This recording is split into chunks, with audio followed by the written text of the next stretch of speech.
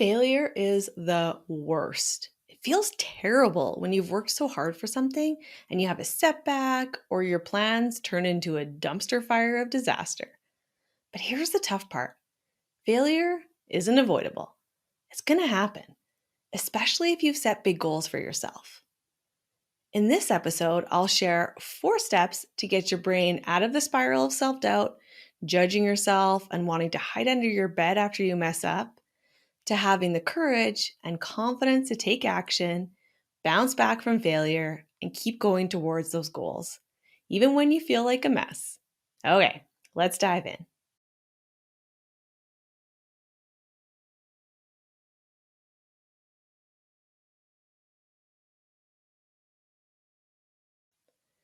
I've always been a bit of an overachiever, especially for anything school related. I did what was expected of me. I studied hard, put 100% into school projects, most of them at least. There were definitely classes where I wasn't as strong and lost interest. But the point is, I'm no stranger to working hard. And growing up, like a lot of us, I believed that if I worked hard, I would succeed. And that belief served me well for a long time, until I had the most embarrassing failure of my life and had to rethink everything I knew about hard work and who I was as a person. Sounds a bit dramatic, I know.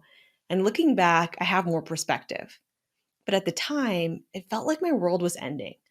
I was sent into a spiral of doubt, feeling like a giant failure, and I wasn't sure I was cut out to be in grad school anymore. Let me explain. I was fortunate that school came pretty easy to me. Not every class. I had to work my butt off to go through some high school biology classes, but I think that actually made me love science even more. But that's a story for another day. I got into university, floundered around for a couple of years, not quite sure what I wanted to do with my life, but still did well in most of my courses. And by the time I decided I wanted to study psychology and neuroscience, I got into grad school. I felt like I was on track. I wasn't the top of my class. I did have to work hard all through grad school, but I always followed what I thought was the right path. I worked hard in my classes. I stayed on track with my dissertation research. I worked in my windowless research lab all summer while my classmates were out having fun and enjoying themselves.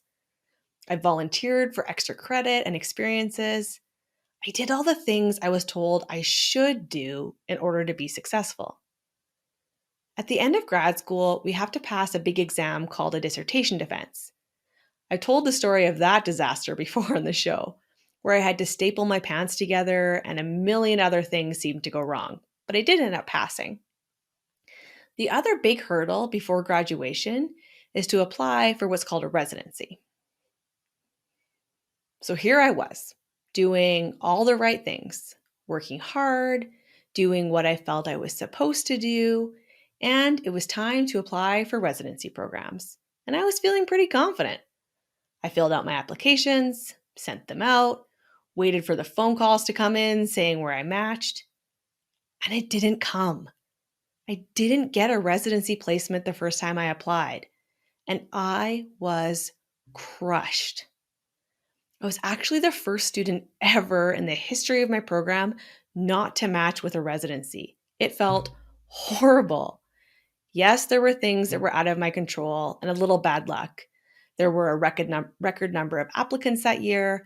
I found out later that a supervisor I thought I had a good relationship with and asked for a reference letter apparently didn't like me and wrote a less than flattering reference. But all I thought at the time was that I had failed, and it was all my fault.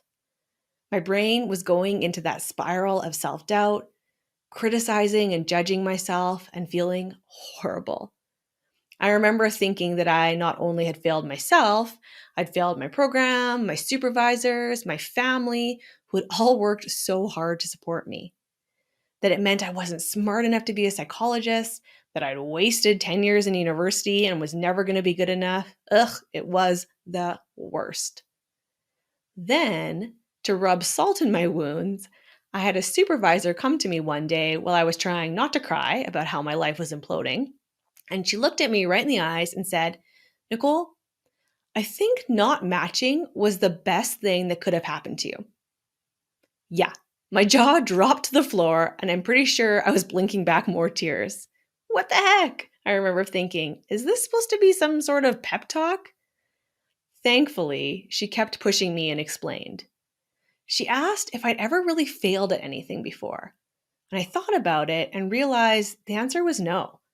I wasn't the top of my class, but anything I'd worked for, I'd been successful at. I got into university, then grad school, I'd done well in all my classes. And this very insightful supervisor explained to me that it was a bad thing if I really wanted to be successful. What? Shouldn't I keep succeeding if I want to reach my goals? How is failing helping me? She gave me fantastic advice, and I still remember this conversation over 10 years later. She said, Nicole, you've never really had to bounce back from setbacks, from failure. And that is a skill that will serve you throughout your life. You have to learn to fail and to get back up, to learn how to embrace the suck, all those crappy feelings that are totally normal when you mess up, and decide, what do you want to do next? Do you rebound or quit? At the time, I vaguely understood what she was saying. I still felt like a giant loser, but it did help me keep going and forced me to take a look at some of the reasons I'd failed with my first application, what I could control and what I couldn't, so I could fix the stuff that was in my control. I did things like got some extra experiences, I got better at advocating for why I'm a great candidate on my application, and I did get a fantastic residency placement the next year that was one of the best years of my life. But I still feel uncomfortable talking about this failed application. It's hard to write about or talk about like this because it brings up all those feelings of failure, of not being good enough, and that sucks. It's no fun failing. It feels pretty junky to work as hard as you can and still not succeed. No one wants to feel that, right? But my supervisor was right.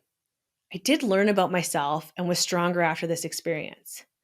Not because I failed, but because I got practice bouncing back from failure. And let me tell you, I have failed a lot since then. I now joke that I'm an expert failure, especially since starting my own business. I've had tons of failed ideas. Projects that I thought were going to be amazing, but went up in flames or were a total bust. But I do believe the skills I learned all those years ago make it easier for me to bounce back now. Doesn't mean I'm cool with failing. I'm not. It still sucks and it hurts a lot. It still brings out my inner perfectionist and my inner people pleaser who feels like a giant loser. But I'm better at embracing those feelings and getting back on track. I'm going to let you in on a little secret I learned from that supervisor.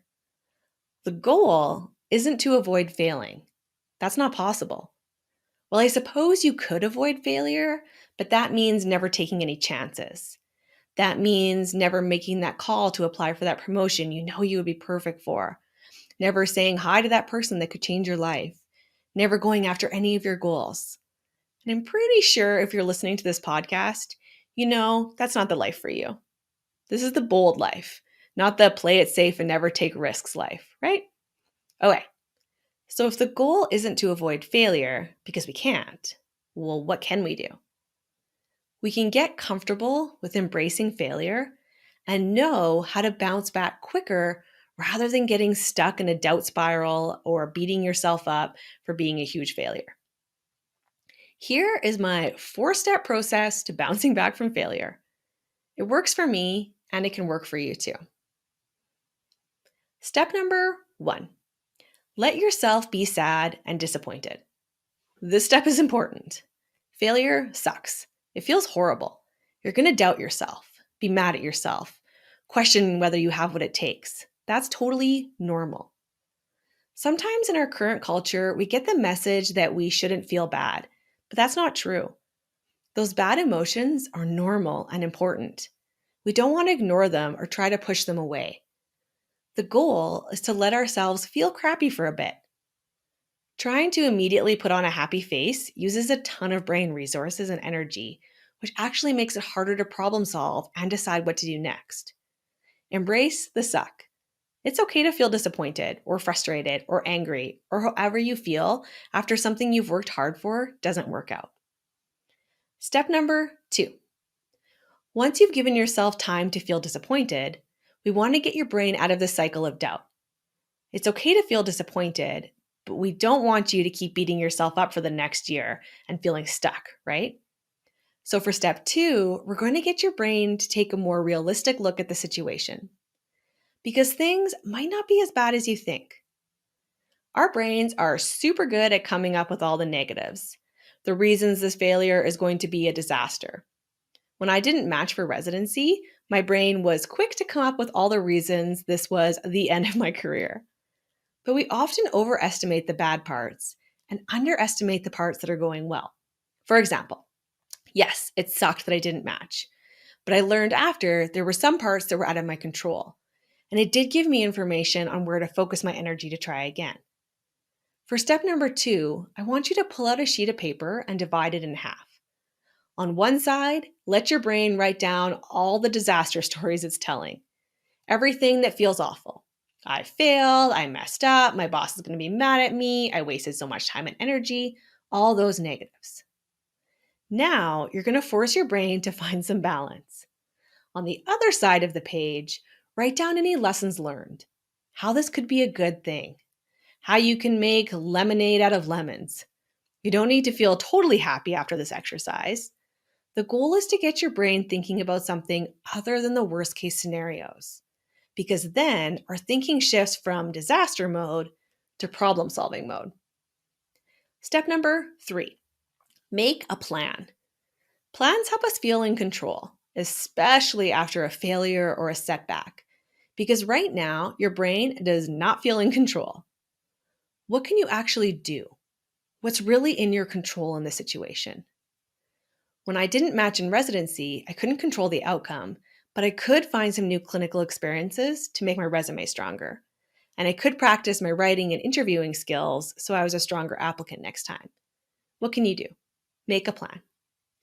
And step number 4, take action, even if it's hard.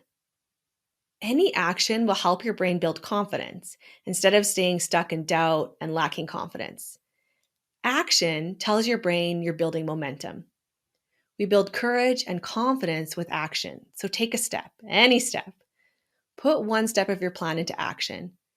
Not only will this help you make progress, it'll stop your brain from criticizing yourself and feeling like such a mess. This episode is brought to you by my Time Freedom Toolkit. Want to get your to-do list under control and actually get stuff done without juggling a million things at once, having no clue where to start, and feeling busy all the time? This toolkit has 5 video lessons, 2 daily templates, and 1 meditation exercise to help you ditch that overwhelming to-do list, stop procrastinating and putting things off until tomorrow, and have the confidence knowing you have the skills and strategies to get stuff done every day. You can learn more at drnicolebyers.com/toolkit.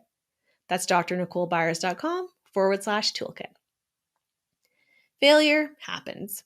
If you're a go-getter with big goals in your career, there are going to be setbacks. That's normal. And it's normal to feel bad when things don't work out.